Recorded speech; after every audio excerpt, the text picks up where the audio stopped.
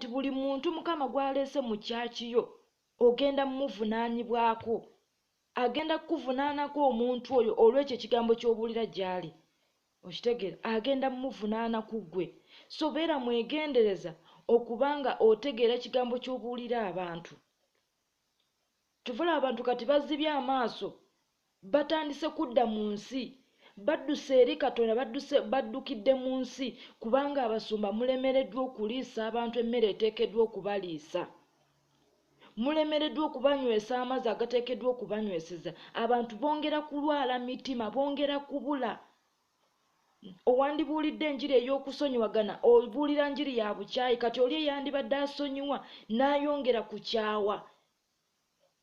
So abasumba, endiga si ze zibuze, naye mmwe omubuzizza endiga. Mubuzizza endiga. Okitegeera, mmwe muzikamula, muziryamu, naye endiga tezirina kye zibalyamu. Muzisala ne muzirya, ne mulya ennyama z'endiga, ne mulya amasavu, naye endiga tezirina kye zibafunamu.